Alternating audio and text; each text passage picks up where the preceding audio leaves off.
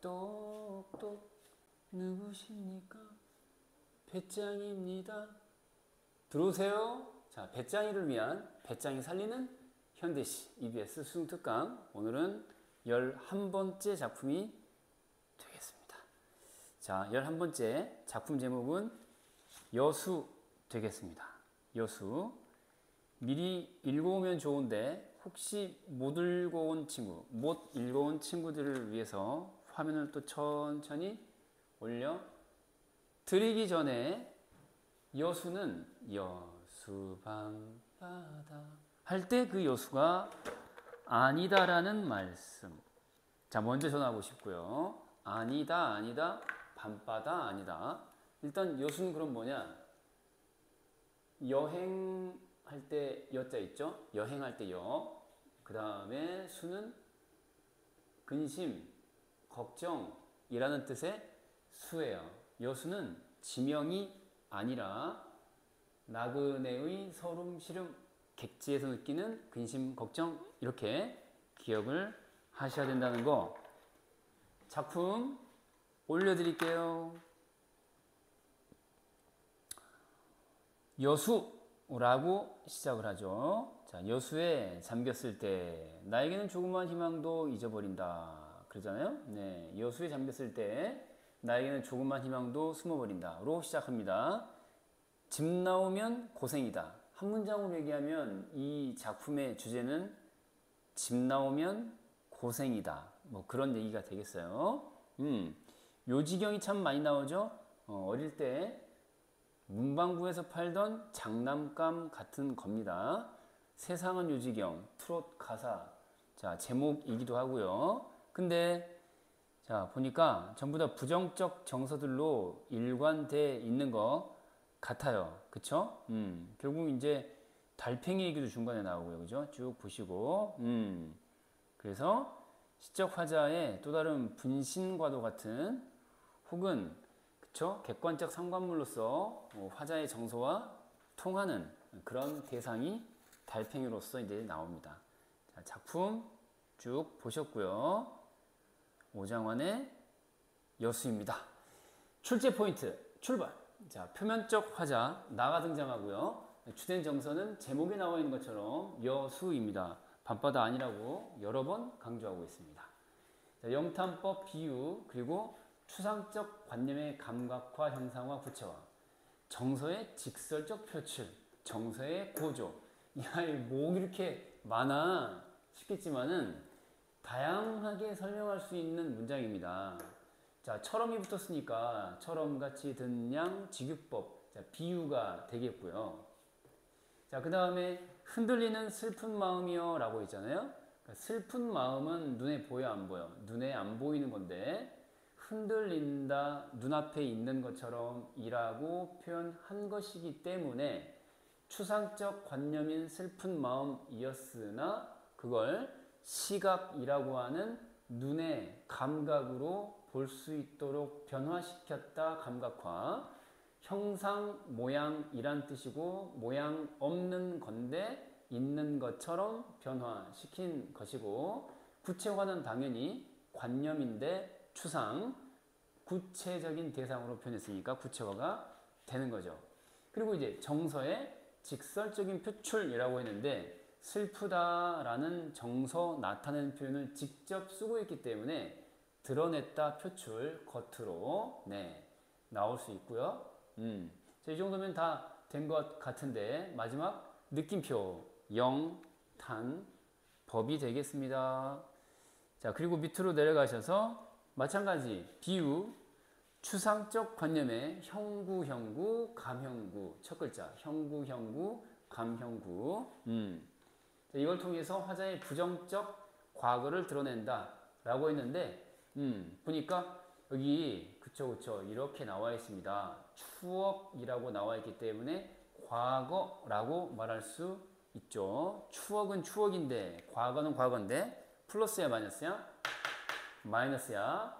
봤더니, 자, 요지경을 메고 다니는 늙은 장돌뱅이의 고달픈 주막꿈처럼 그랬어요.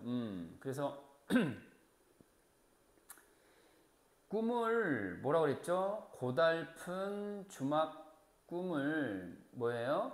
그죠? 요지경을 메고 다니는 늙은 장돌뱅이의 고달픈 꿈처럼 그렇게 표현을 했는데 추억은 추억인데 누더기 기워진 그리고 때 묻은 추억이야. 추억은 관념이죠. 눈에 보여 안 보여? 안 보이는 건데 마치 찢어지거나 구멍이 나서 바느질을 할 수 있는 대상, 깊다가 꼬매다란 뜻이야. 그런 대상으로 또 때가 묻을 수 있는 물질적 대상으로 표현을 했기 때문에 눈에 보이지 않는 녀석, 눈에 보이는 것처럼 형구, 감형구 이렇게 이제 얘기하는 거예요. 누더기는 이제 원래 이렇게 누더기는 이제 위태 부사어 정도로 이제 이해를 하시면 되겠고요. 음성 상징어죠. 근데 이런 정도로 해서 설명 가능하고 여기 또 뭐 방금 얘기했던 것처럼이라고 했으니까 비유, 직유법으로서의 비유 될 수 있고요. 자, 그래서 부정적 과거에 대한 이야기입니다. 이제 뭐 가난이야 부유야라고 한다면은 다 찢어진 옷 기워져 있고 때 묻어 있고 가난한 과거이니까 마이너스가 되겠죠. 그리고 이제 요지경을 메고 다니는 늙은 장돌뱅이에 뭐라고 했어? 고달픈이라고 했으니까 당연히 마이너스가 되겠죠. 자, 그리고 밑으로 내려가시면 의문형 그리고 영탄법을 통해서 부정적 현실 인식을 드러내고 있다 라고 했는데 의문형이 맞느냐 뭘 보고 판단해요? 자, 의문형이 맞느냐 뭘 보고 판단해? 의문형이 맞느냐? 의문형 종결 어미가 있는지를 보면 되는 거죠. 어디에 있느냐? 냐 니까냐 꼬리오랴 가 뭐라고? 니까냐 꼬리오랴 가 할 때 냐가 의문형 종결 어미로서 의문형 맞는 말이고요. 영탄법인지 어떻게 알아? 느낌표 그쵸? 그래서 신뢰할 만한 현실은 대체 어디 있니? 있단 얘기 없단 얘기야. 없어 보인다. 그런 의미를 강조하는 영탄법이 되겠죠. 그죠? 네. 국어 가르치는 서선생은 촬영 중. 문 열면 죽어. 자, 의문형 영탄법 통해서 부정적 현실 인식까지 왔고요. 다음 비유를 통해서 반성, 성찰하고 있다. 자, 나는 뭐와 같이? 시정배와 같이 그 거리에 보통의 사람들처럼 시정배와 같이 보통이 시정잡배라고 표현하는데 거리의 보통 사람과 같이 현실을 모르며 그러니까 이제 뭐 지식인이라거나 그쵸 뭔가 해안을 가진 사람이라면은 현실을 꿰뚫어 보겠지만 그렇지 못한다 이런 뜻이겠죠. 모르고 아는 것처럼 믿고 있었다. 제대로 아는 거야 모르는 거야? 제대로 모르는 거죠. 정확하게 믿고 있는 것도 아니고 주관적으로 자신의 그쵸 알매 한계대로 믿고 있다니까 제대로 알고 있지 못한 거죠. 불완전한 믿음이 되겠죠. 그래서 스스로 그렇게 인정하고 있는 것이기 때문에 돌아본다, 반성, 성찰 가능하죠. 특정 부사의 반복이라고 했는데 너무나 부정적 현실을 강조하는 표현이 되겠습니다. 잠깐 화면으로 돌아올게요. 작품 전문으로 가시면은 너무나 라고 하면서 뒤에 뭐가 나옵니까? 뼈 없는 마음으로가 이어지잖아요. 닭뼈 없으면 퍽퍽살이라도 좋아요. 가슴살 러블러브 이렇게 말할 수도 있지만 여기서는 부정적 의미로 쓰이고 있는 거거든요. 뼈가 없다, 중심이 없다 이런 얘기인데 그래서 너무나가 수식해주고 있는 뒷부분이 부정적 대상이기 때문에 그죠? 부정적 현실 강조하는 부사다라고 말할 수 있어요. 자, 다음 추상적 관념에 또 형구, 감형구가 나왔네요. 중심이 없는 화자의 마음 상태를 나타낸다. 사람 몸에서 뼈가 없으면은 이렇게 되는 거 아니에요? 왜? 중심, 뼈.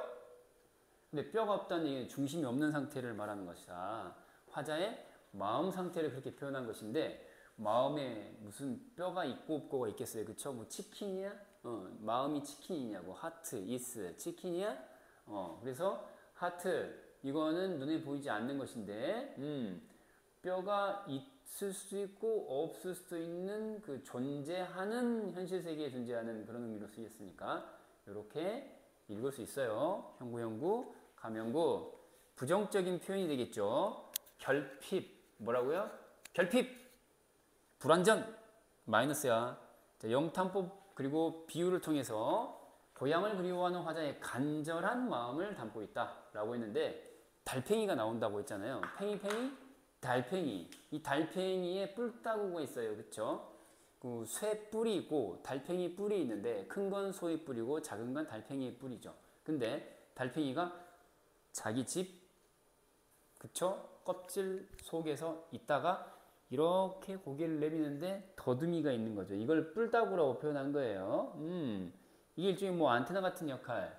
그래서 휘저어보는 것이냐 그랬어요. 그래서 니는, 그래서 니가 뭐야? 너. 인칭 대명사야. 벌써 의인법이죠. 의인법. 왜 의인법이야? 의인법으로서의 비유. 가능해, 불가능해? 가능하죠. 왜 그런 건데요? 달팽이한테 인칭 대명사를 쓰고 있으니까 사람 취급했잖아요. 그쵸? 자, 무슨 두 뿔따구를 휘저어 보는 것이냐? 우리 고향이 어느 방향이야? 뭐 이런 느낌으로 읽어보시면 되는 거죠. 느낌표 있으니까 영탄법 이렇게 이제 보시면 되겠고요. 그래서 우리 고향 어디 있지? 고향을 그리워하는 마음입니다. 주제를 이제야 보도록 하겠습니다. 이 작품의 주제는, 자, 여수의 주제는 밤바다 좋아 여수로 가자 이게 아니고요. 객지에서 느끼는 시름과 고향에 대한 그리움. 현재 화자의 위치는 객지야 고향이야? 객지. 느끼는 심정은 시름. 그죠? 자, 그리고 화자가 지향하는 공간은 고향. 대상, 공간, 고향이고요. 태도는 그리움이 되겠습니다. 그렇죠?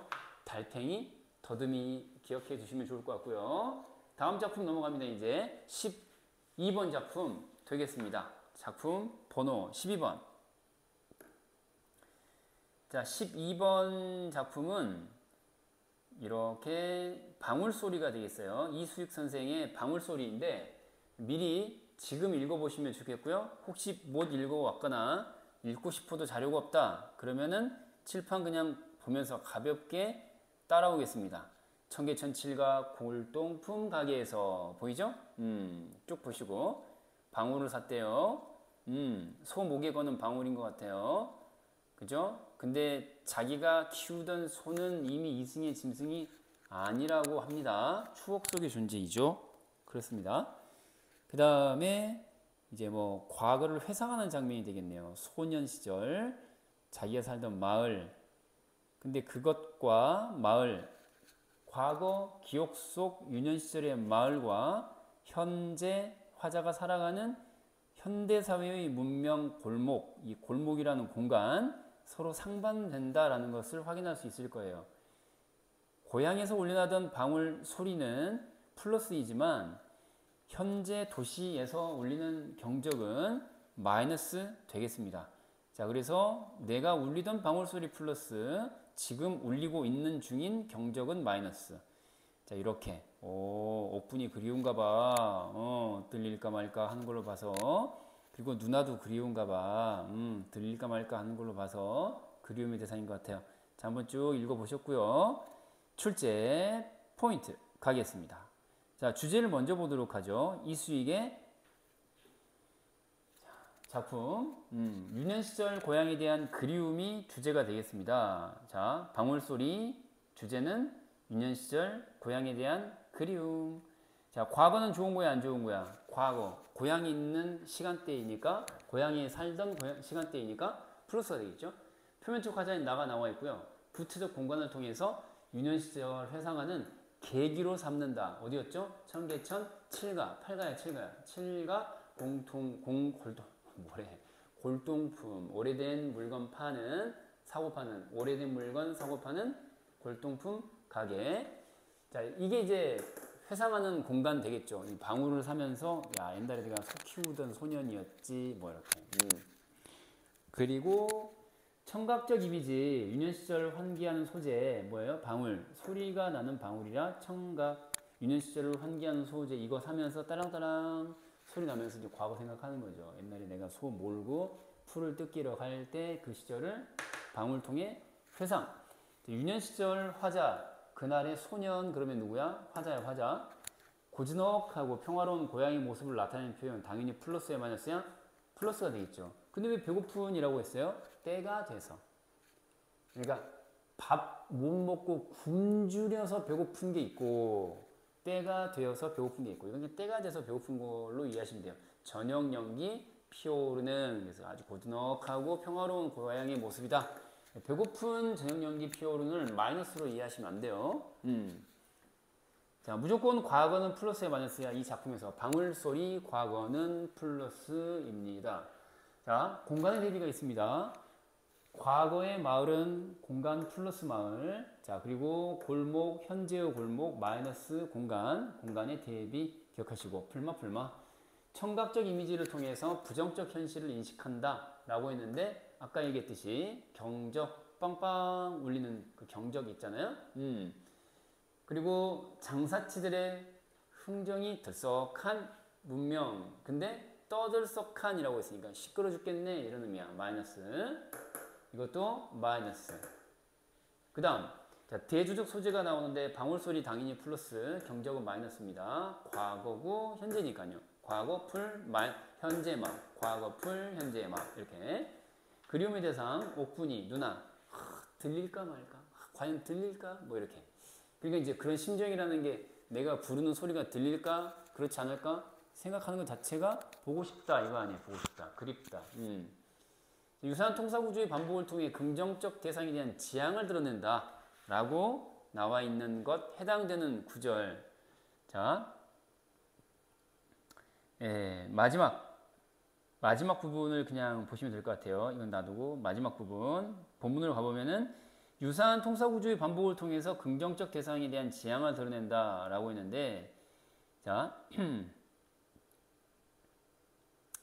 자 밑으로 내려오면은 마지막 부분 있죠. 여기.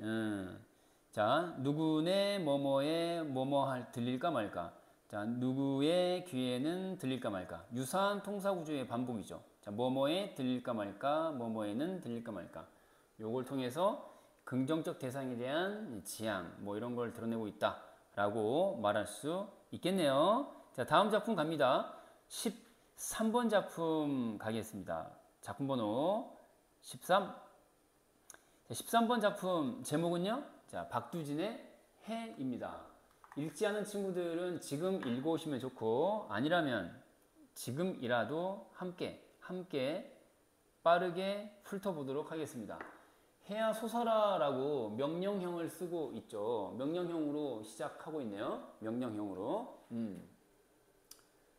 화면이 살짝 비틀어졌네. 이렇게. 오케이. 됐고요. 너무 올라갔나?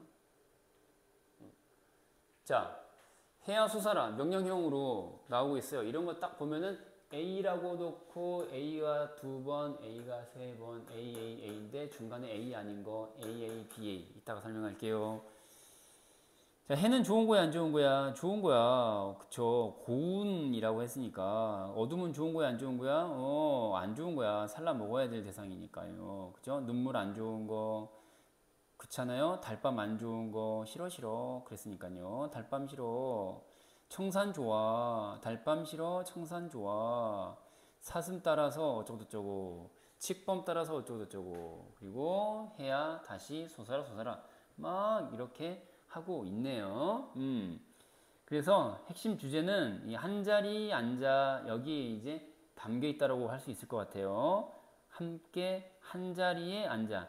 동물이나 사람이나 한 자리에서 어쩌고저쩌고 이게 주제야. 주제 정리 갑니다. 공존이란 단어 기억하시고요.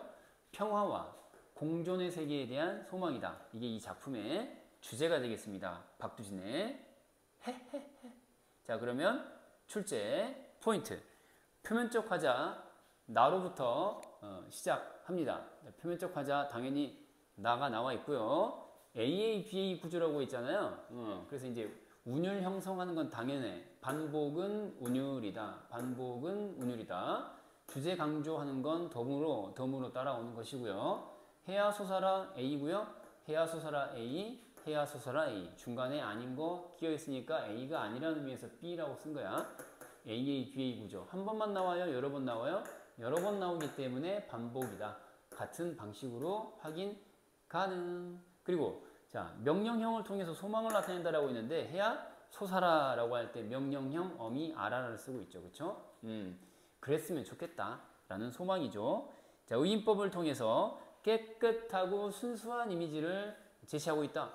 맑게 씻은 얼굴, 해는 사람이 아니야. 해는 사람이 아닌데 해한테 어떻게 얼굴이 있어? 그쵸? 사람만이 지닌 얼굴이 있다라고 했으니까 의인법, 그쵸? 플러스에 마이너스야. 플러스. 순수, 깨끗. 시야의 대비가 드러나는데 해, 청산, 양지, 밝음의 이미지 플러스 어둠, 골짜기, 뜰 마이너스 어둠의 이미지가 되겠죠. 자, 그래서 어둠, 골짜기, 뜰 확인하고 돌아오겠습니다. 자, 어둠은 그쵸? 살라 먹어야 될, 그렇게 해서 없애버리고 싶은 대상 마이너스고요. 오케이. 자, 그 다음에 싫어 했으니까 달밤도 안 좋은 거고요. 그죠? 자, 밑으로 내려와서 그쵸? 뜰도 마찬가지. 달밤 시간, 일종의 뭐 시간으로서의 달밤이 싫다라고 한다면은 공간으로서의 아무도 없는 뜰에 달밤이 나는 싫어. 애도 싫은데 애까지 있으니까 더 싫어. 공간 뜰은 마이너스가 되겠죠? 자, 출제 포인트 마저 보도록 하겠습니다. 자, 비유를 통해 어둠이 지배하는 공간 또는 고통스러운 현실을 드러내고 있다 라고 했는데 플러스에 마이너스야. 당연히 마이너스가 되겠죠. 눈물 같은 이라고 했으니까. 그죠? 그 다음 어둠이 지배하는 공간이자 고독한 현실을 드러내는 표현. 있어 없어? 없어. 아무도 없어. 고독한 현실 마이너스. 그리고 달밤의 뜰이기 때문에 어둠이 지배하는 공간이다 라고 말할 수 있겠죠. 자, 의인법을 통해서 대상에 대한 친밀감을 드러낸다. 네가 오면 할 때 네가 인칭대명사 사람을 다시 가리키는 말이기 때문에 그죠? 의인법이 자동으로 되는 거고요. 친한 느낌을 전하기 위한 수법이 되겠습니다. 자, 음성상징어 그리고 화류법을 통해서 역동적이 뭐야?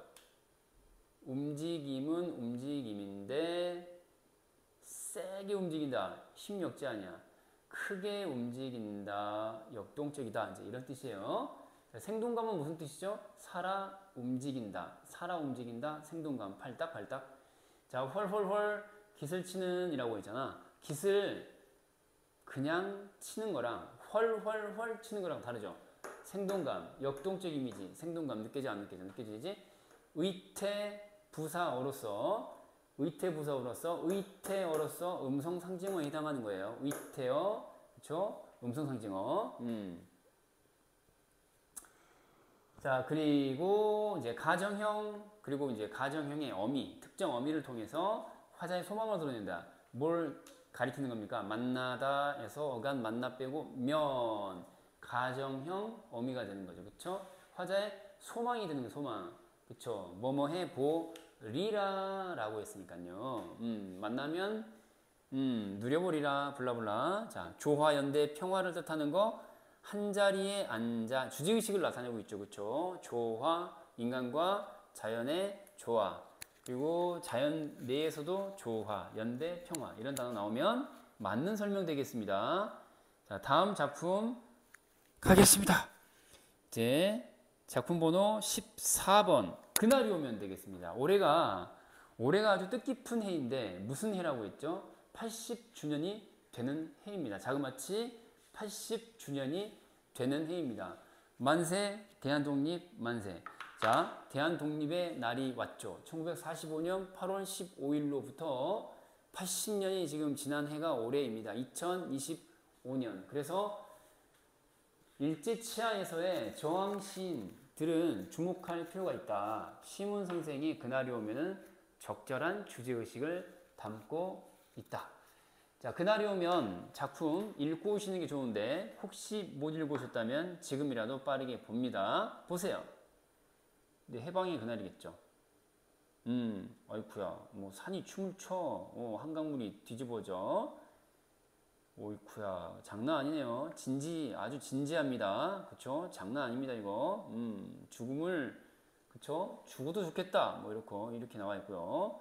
그 다음에, 야, 내가 맨 앞에 서겠다. 내가 앞장 서겠다.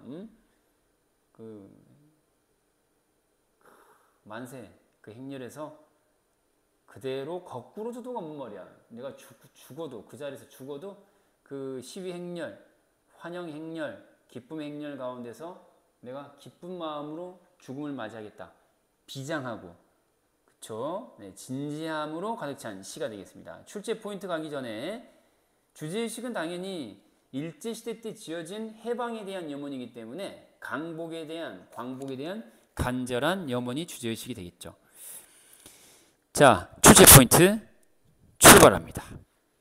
자, 표면적 화자인 나가 나와 있고요. 자, 광복의 날을 뜻하는 시여 그날이고요. 가정형과 식구의 반복을 통해 간절한 소망을 드러내고 있다. 그날이 오면 가정형, 그날이 오면 가정형. 19 반복이기도 하죠. 2어절 이상의 19 반복하고 있습니다. 간절한 소망이죠. 그날 왔으면 좋겠어. 해방이 왔으면 좋겠어. 자, 그리고 의인법 통해서 미래의 기쁨을 제시하고 있다라고 했는데 해방의 그날 미래죠. 아직 오지 않은 삼각산이 일어나 더덩실 춤을 춘다. 더덩실 춤이라도 추고라고 했어요. 춤추는 주체가 누구야?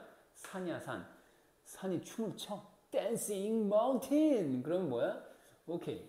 의인법이 되겠죠. 미래의 기쁨. 자, 그리고요. 구체적 지명을 통해서 현실감.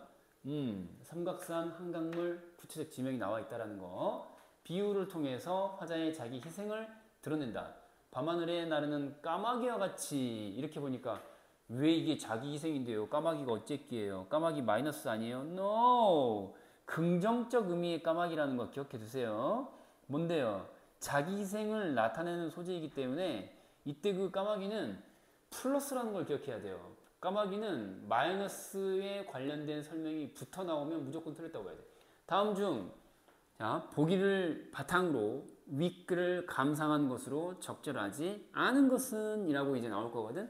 그럼 이제 까마귀에 대해서 부정적 진술을 하는 그 새끼가 정답이에요. 기억하세요. 까마귀 욕하면 그게 답이야. 까마귀 욕하면 돼 안 돼? 까마귀 욕하지 마. 어쨌길래? 자, 종로의 인경을 머리로 들이받아서 울리오리다. 뭘? 인경을. 인경이 뭐야? 인경이 뭐지? 종이야 종. 종로의 인경. 인경이 뭔데? 그만 댕겨. 그만 싸돌아댕겨. 꼼짝마. 통행 금지를 알리는 종소리. 그리고 통행 금지의 해제를 알리는 종소리. 그러니까 조선시대에도 그쵸? 몇 시부터 다음날 몇 시까지는 꼼짝말 이게 있었단 말이야. 그때 종으로 알렸단 말이지. 이 종소리 나면 무궁화 꽃이 피었습니다 보다는 좀 덜 무섭죠. 뭐 죽이지는 않는데 무궁화 꽃이 피었습니다 다다다다 이건데 얘는 그 정도는 아니야. 죽이진 않아. 죽이진 않지만 뭐 제재가 있겠죠. 뭐 볼기짝을 졸라 쳐 맞든가 뭐 이런 거 곤장을 맞고 막 주리를 틀고 뭐 그 정도 아닌가. 아무튼 얘를 들이받겠다. 그럼 뭐야 미친 거 아니야 이거 왜 이러는데. 까마귀가 들이받는 까마귀 같이라고 했으니까 그렇게 해서 뭐야 산산조각이 나도 뭐라고 했어. 기뻐서 죽겠다. 한이 있어 없어?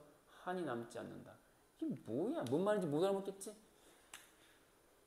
예를 들면은 지금 금지를 알리는 종일까요? 해제를 알리는 종일까요? 두 가지 기능이 동시에 있지. 이 종 자체가 금지 지금부터 꼼짝마 시짝 땡땡땡땡 자 이제 다니는 땡땡땡땡땡 이게 이제 해제의 종이잖아요. 그러니까 해제의 종소리를 울리는 거지.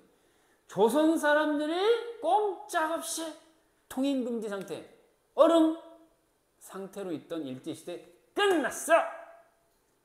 내가 종소리로 그 해방의 시각을 알려주마. 조선 백성이 지금부터 해방의 시간이다.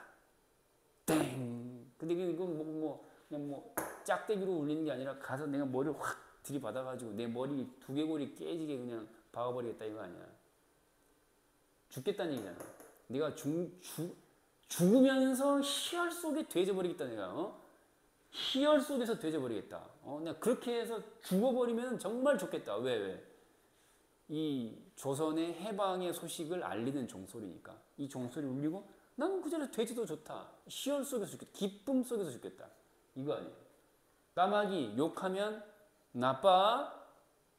까마귀 좋은 거야. 자기 희생. 자기 희생. 기억하세요. 밑으로 가시면은 자기 희생 앤드 격정적 환희 같은 맥락이야. 까마귀라고 하는 비유적 대상을 통해서 나타나기도 하는 한편 또 다른 표현을 쓰고 있어요. 아이고 아이고 살벌하다 이거 살벌해 19금이야 이거 아이쿠야. 아니면 뭐 다른 선정성 이런 게 아니고 이건 약간 잔혹성 수치 100 정도 됩니다. 그죠? 자기 몸을 칼로 자 벗겨내는 거야. 가죽을 벗겨내서 벗겨서 커다란 북을 만드는 거야. 가죽으로 만든 북인데 내 가죽으로 만든 북이야. 그럼 난 살아있겠니 사실? 현실적으로? 뒤지는 거죠. 근데 그걸 만들어 매고 내가 쿵쿵 울리면서 대열에 행렬에 선두에 서겠다. 이거 아니야. 이 북의 용도가 뭐야? 아까 인경하고 비슷한 거야. 뭔데? 해방의 소식을 알리는 북이지. 근데 그냥 어디 구입한 거 훔쳐온 거 아니고 내 육신의 일부를 쫙 벗겨가지고 그냥 감아서 친다는 거 아니에요. 그렇죠? 네. 그래서 격정적이다. 격정이 뭐야? 격렬하게 감정적이다. 격렬하게 감정적. 정서가 최고조에 막 올랐다. 오, 와우. 텐션 짱, 텐션 100. 텐션 100. 그죠? 환희는 기쁨이에요, 기쁨. 당연히 자기 희생이고요. 자, 그리고 다시 위로 올라가서 서리법을 통해서 간절한 소망, 의지를 드러낸다 라고 했는데, 그쵸? 무슨 한이 남으리까? 방금 했던 거 있지? 남는다, 안 남는다? 한이 남지 않는다. 기뻐서 한이 없어. 네. 죽어버려도 좋다. 자, 청각적 이미지를 통해 그날의 기쁨을 나타내는 표현, 우렁찬 그 소리. 해방, 조선 해방, 뭐 만세, 뭐 이런 거겠죠. 그쵸? 죽음 관련된 표현을 통해서 간절한 소망, 그리고 의지를 드러내고 있다라고 했는데, 여기서 거꾸로 진다는 얘기가 돌에 걸려 자빠진다는 얘기가 아니겠죠. 그쵸? 머리에 도넛을 얻는다, 뭐 이런 뜻이 되겠죠? 그래서 죽더라도 눈을 감게 소리다. 이렇게. 여기까지가 그날이 오면 이었습니다. 올해가 몇 주년? 80주년이라는 거 기억해 두시고요. 다음 작품 갑니다. 자, 15번 작품이고요. 산상의 노래가 되겠어요. 산상의 노래. 산상할 때 산삼이 아니고 상이다. 산 말고 상이다. 산 정상에서의 혹은 뭐 산 위에서의 노래 뭐 이런 뜻이 되겠죠. 읽어와야 되는데 읽지 않은 친구들은 지금이라도 슬쩍 보는 거야. 산상의 노래입니다. 산마루가 나오고요. 그쵸? 이 산마루라는 공간은 뭐냐? 울어 제끼는 공간이네. 뭔가를 간절히 구하면서 우는 공간이에요. 자, 그리고 아침이 올 때까지, 그쵸? 뭔가 기도하는 그런 공간인 것 같아요. 이제 종소리가 울리고요. 그리고, 자, 샛별에 대해서 숨으라고 말하고 있네요. 네. 그리고, 떠오르는 햇살이 10월 상달의 꿈과 같구나. 칭찬이에요, 이거. 이따가 설명합니다. 그리고 뭔가 기운이 회복이 됐어요. 막 피가 돌아. 그래서 막 필이 가락을 더듬고요. 그리고 새도 노래하고 사슴토끼도 쌀이순을 막 먹고요. 자, 그 다음에 여기 높은 산마루 어쩌고저쩌고 하면서 무엇을 기다리며 노래하는가. 뭔가 의지가 느껴지고요. 소망에 넘쳐나는 그런 작품 된 것 같은데 주제를 확인하겠습니다. 주제가 뭐냐?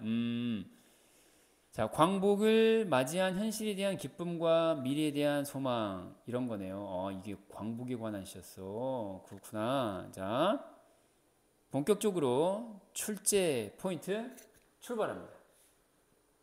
표면적 화자인 나가 나와 있고요. 화자가 부정적 현실을 감내온 장소가 산마루다 라고 했는데 그 1년에서 아까 슬쩍 봤듯이 자, 다시 돌아갈게요. 1년에서 슬쩍 봤듯이 이 공간 자체가 홀로 있는 공간이면서 낡은 고목에 못 박힌 듯 기어 있거든요. 그리고 일이 잘 풀리는 현실이 아니라는 걸 알 수 있습니다. 그쵸? 이렇게 간절히 원하는 게 있다는 건 반대 급부로 보면 뭐예요? 이렇게 울면서 간절히 바란 게 있다.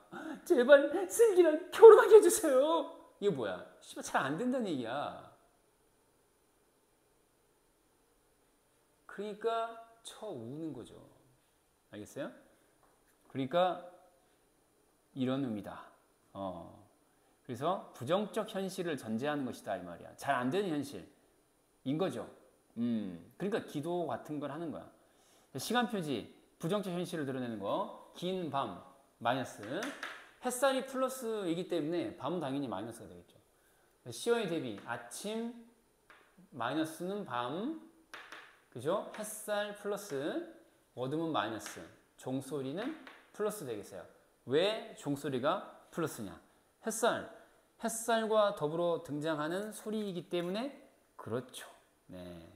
아침에 울려오는 종소리거든요. 아침에 울려오는 종소리거든요. 자, 시어의 대비가 일어나는데 확인하시고 풀마 엄청 중요해요. 시험 당일에 꼭 이거 보셔야 됩니다. 청각적 이미지 의문형 통해서 부정적 현실 and 화자의 간절한 소망을 드러낸다. 무엇을 간구하며 울어왔는가? 의문형이고요. 울다, 무조건 울다는 청각이야. 네가 생각할 자격이 없어. 네가 뭘 생각하니? 생각하지 마. 소리를 내지 않고 울 수도 있잖아요. 꺼져. 무조건 울음은 청각이야. 약속, 수학의 공식 같은 거야. 자, 감탄사 영탄법. 정서가 고조야 아니면 담담한 거야. 고조가 되는 거죠. 자, 부정적 현실의 고통을 나타내는 마이너스 표현입니다. 시들었다라고 했으니까, 그쵸? 이거는 쇠 중이 뭐야? 쇠. 그러니까 흥성 혹은 뭐 쇠락 가운데서 쇠락, 소멸 이런 쪽에 가까운 이미지죠. 그 다음에 싸늘한 가슴에 한복판, 싸늘하다. 뜨겁게 폭발하는 게 아니라 싸늘하게 식어 가슴이 마이너스 고통이겠죠. 다음 말을 건네는 방식 그리고 화류법 and 명령형을 통해 대상에 대한 연대를 드러내는 거. 이 샛별이라는 대상을 잘 보세요. 이 샛별한테 하는 말이 뭐야? 명령하고 있죠. 불렀어. 일단 사람 아닌 녀석한테 불렀으니까 불렀는데 대답 없다 건방져 건방 말건방. 불렀는데 대답 없다 건방져 불렀는데 대답 없다 건방져 불렀는데 대답 없다 건방져 건방 말건방 되는 거예요. 불렀는데 대답이 없잖아요. 당연히 사람이 아니니까요. 자, 명령형을 쓰고 있고요. 그 다음에 화류법이라고 했는데 이 나래라는 게 무슨 말이야? 나래가 뭐야? 뭐 개구먼 이름이야? 박나래야? 나래가 뭐야? 날개라는 뜻이 날개. 날개가 있다는 거 아니에요? 누구한테? 별한테 무슨 날개가 있어? 별은 짐승이나 식물이 아닌데 날개가 있는 짐승인 것처럼 표현했잖아요. 곤충 내지는 짐승인 것처럼. 그래서 화류법이 되는 거죠. 화류법이 뭐야? 무생물을 생물인 것처럼 표현하는 것 이거잖아요. 그쵸? 김춘수의 그 작품 중에서 샤가레 마을에 내리는 눈, 대수능에 나왔던 거 있잖아요. 샤가레 마을에 내리는 눈, 그쵸? 여기도 날개 이런 표현 나오거든요. 눈한테 날개가 있대. 무슨 법? 화류법. 마찬가지예요. 오케이. 그 다음 비유와 영탄법을 통해서 대상에 대한 예찬, 칭찬하는 구절이 나오는데 떠오르는 햇살은 A라고 한다면은 10월 상달과 같구나. 그래서 얘가 B 그랬어요.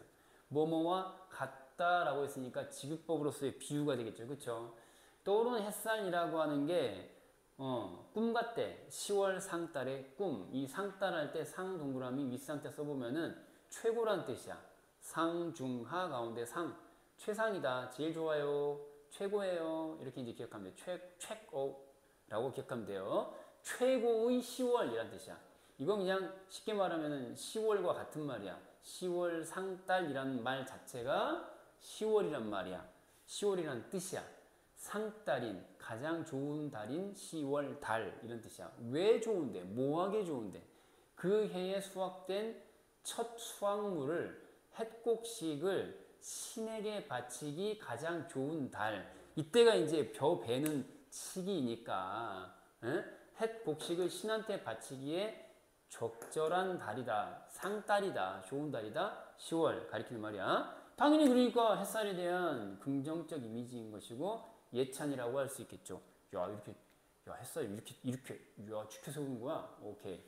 자, 영탄법 고나 이게 영탄법이야. 고나 구나의 다른 표현이죠. 달아자니구나 가운데 구나 영탄법을 만들어주는 감탄형 정교렴입니다. 자, 삶의 의욕의 회복을 나타내는 표현이 있는데 피가 돈다. 피가 돌지 않아서 허옇게 되는 거 그거 마이너스죠. 죽어가는 거니까. 근데 피가 돈다. 핏기가 있다.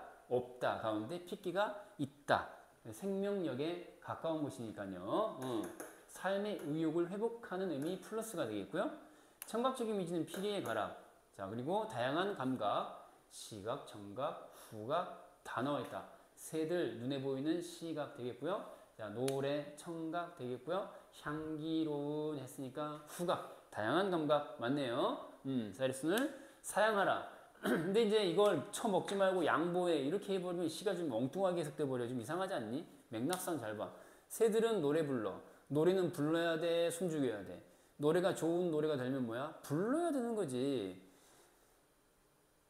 영원히 깨질 수 없는 이라고 불러야 그게 노래가 플러스인 거야. 가슴속에 쳐놓고만 있으면 그게 노래냐? 불러야 노래가 좋은 거야. 부르다가 좋은 거야. 그러면은 쌀이순을 처음 먹어야겠니? 그것도 향기로운 건데 처음 먹어야겠니? 아니면은 됐어요. 됐어요. 배불러요. 이렇게 하는 게 낫겠니? 그건 좀 아니잖아. 그래서 이제 이거를 뭐 어떻게 해석하든 누가 뭐라고 해석하든 간에 이렇게 보는 게 맞아요. 이렇게 보는 게 맞다고. 그래서 사양 그러면은 이 먹일 사자에다가 기를 양자야. 먹여서 기른다 이건데, 그러니까 한 폭이 향기로운 쌀이순을 사슴과 토끼에게 쳐 먹여라 뭐 이런 뜻이 되겠죠. 그러니까 쌀이순의 아주 본원적인 기본적인 긍정적 결과로 나오게 만들 행위 자체는 뭐야? 이 새끼한테 어떻게 해야 좋은 거야? 쳐 먹어야 좋은 거야. 알겠어요? 먹을 건 먹어야 되고 노래는 불러야 되고 바퀴는 굴려야 되고 알겠어요? 그런 거예요. 그 다음에 구체적 행위와 청각적 이미지 그리고 의문형을 통해서 새로운 미래에 대한 의지를 드러낸다 라고 했는데 요게 이제 해당되는 구절이 되겠어요. 구체적 행위가 뭐죠? 자, 옷자락을 날리며 그쵸? 서서 그쵸? 그래서 이제 의지가 되겠죠. 홀로 서서 무엇을 기다리면 그리고 노래를 해요. 서서 벌 받는 게 아니죠. 노래합니다. 뭐 되었으면 좋겠다. 이루어졌으면 좋겠다. 이루어져라. 뭐 이런 노래를 부르는 거죠.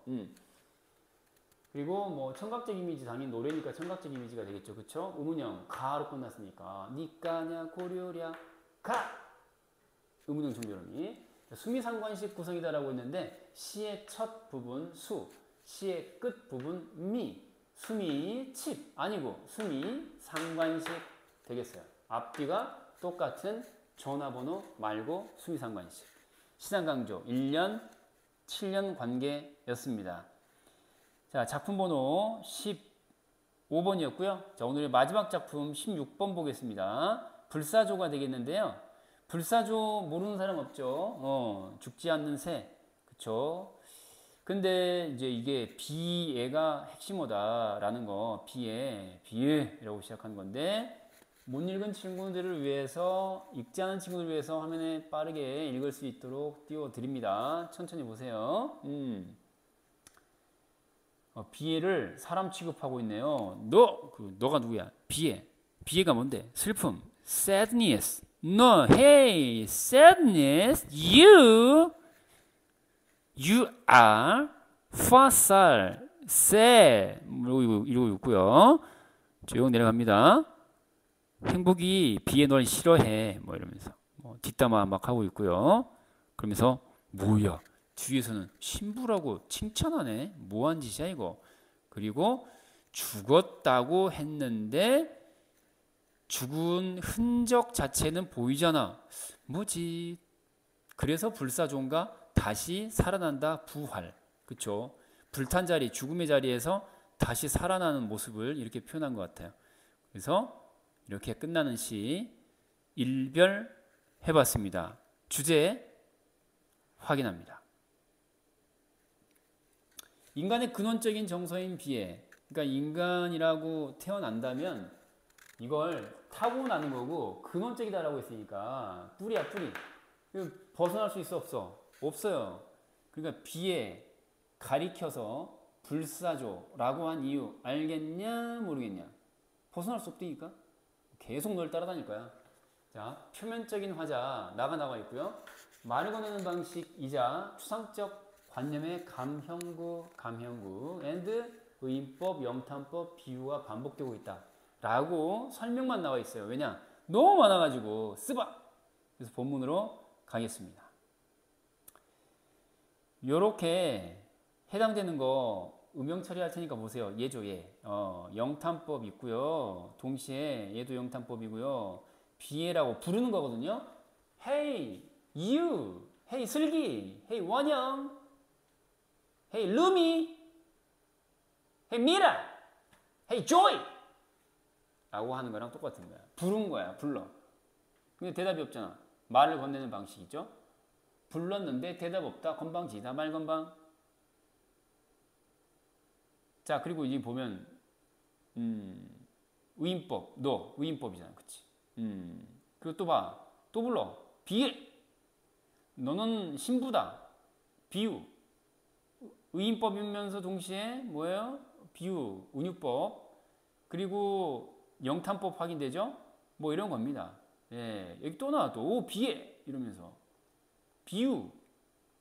그쵸? 의인법. 운유법, 영탄, 졸라 많아.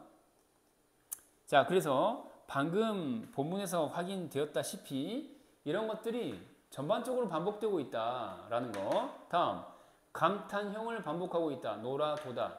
자, 참고로 기역, 미연, 디귿, 리을, 송, 감탄형, 종결음이 출동, 구나, 노라, 도다, 로다. 중에 하나로만 나오면 끔찍하게도 그냥 바로 영탄법이다. 요건 자동 발사 가능해야 돼. 그리고요, 구체적 청자를 설정했다. 너라고 나오잖아요. 비애, 너 이렇게. 그쵸? 그리고 의인법이다, 영탄법이다. 시상 강조, 주제를 강조한다는 얘기야. 시의 주제, 시상입니다. 대상에 대한 친근감.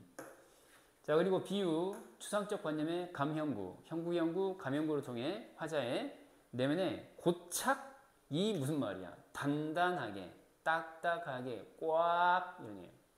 단단히 붙어있다 이런 얘기야. 떠나지 않는다.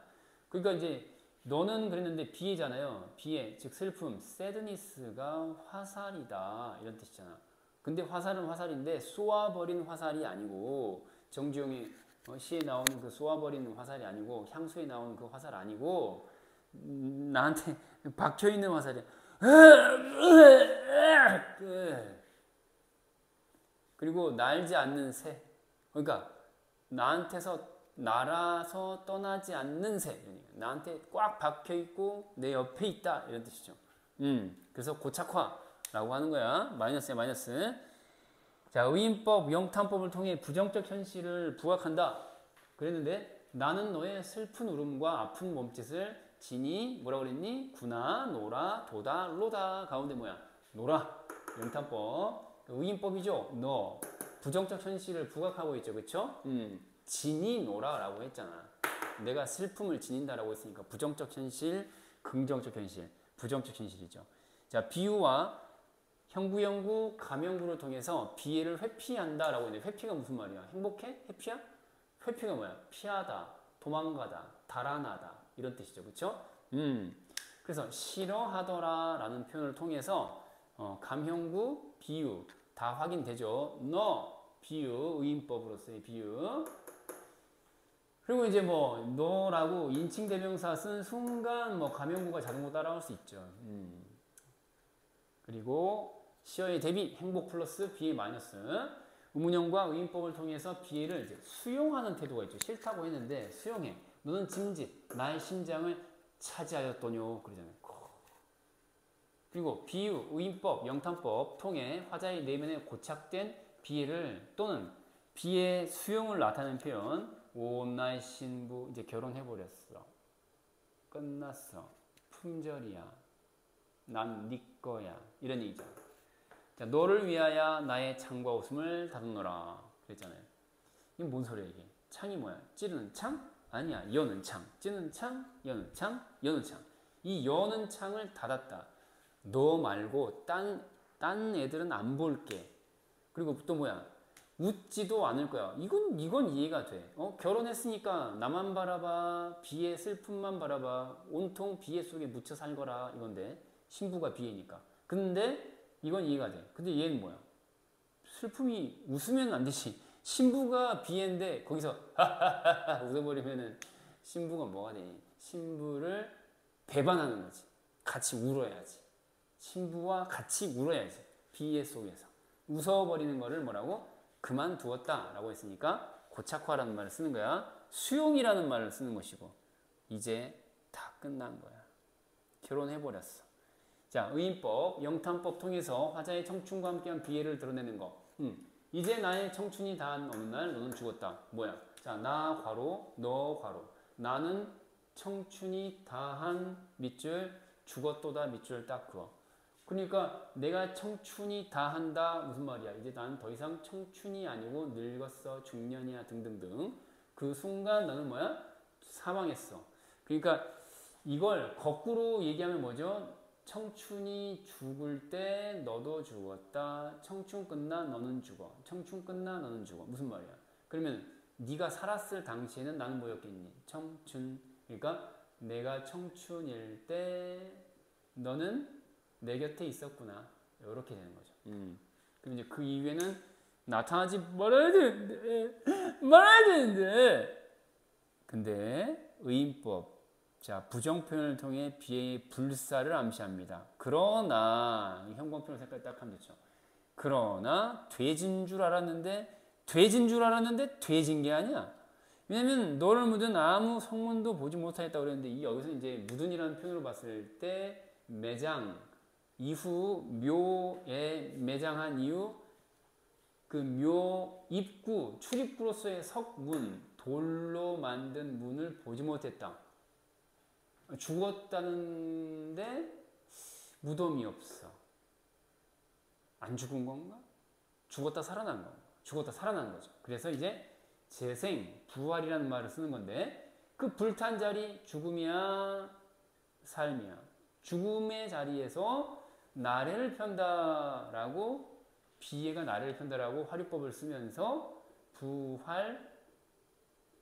부활이라고 제시한 거죠. 그러니까 청춘 시기에만 슬프고 괜히 눈물 나는 줄 알았는데 나이 들고서도 달라지지 않는군 뭐 이런 얘기야. 그래서 이런 말이 나오는 거야. 뭐라고? 비애의 영원성. 비애 forever. 그래서 영탄법과 의인법을 통해서 비의 영원성을 나타낸다. 영탄법 맞죠? 감탄사 있고, 그쵸? 느낌표 있고요. 그 다음에 의인법 당연히 너가 들어갔으니까요. 불사조, 나의 눈물이여 그러잖아요. 불사조다. 그래서 비의 영원성. 비애로부터 벗어날 수 있다 없다? 없다. 자, 입니다. 자, 슬프지만 수능 끝나도 우리의 비애는 계속됩니다. 인생은 계속되고 비애는 영원합니다. 슬프지만 받아들이고, 그쵸? 순간순간은 즐기는 하루가 되도록 합시다. 구평 잘 보시고요. 대수능 잘 보시고요. 좋은 대학에서 희망찬 미래를 펼치는 꿈을 오늘도 꾸시기 바랍니다.